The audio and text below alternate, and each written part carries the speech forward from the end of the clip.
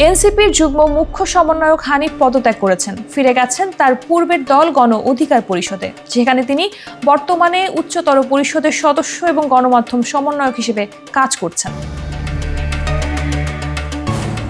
বৃহস্পতিবার জাতীয় নাগরিক পার্টির শীর্ষ নেতার কাছে পদত্যাগপত্র জমা দেন দলের যুগ্ম মুখ্য সমন্বয়ক আবু হানিফ। পদত্যাগের বিষয়ে হানিফ বলেন, আমি এনসিপি থেকে পদত্যাগ করে গণ অধিকার পরিষদের শপথে ফিরে এসেছি।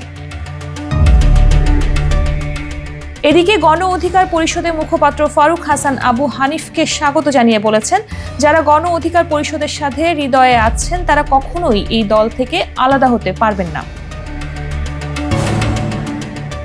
এছাড়া সম্প্রতি এনসিপির জ্যেষ্ঠ যুগ্ম মুখ্য সমন্বয়ক আব্দুল হান্নান মাসুদ একটি টকশোতে দাবি করেছিলেন যে গণ অধিকার পরিষদের সভাপতি নুরুল হক নূর তার দল বিলুপ্ত করে এনসিপিতে যোগ দিতে চান। তবে নুরুল হক নূর এবং তার দলের নেতারা এই দাবিকে অস্বীকার করেছেন এবং বলেছেন এটি সঠিক নয়।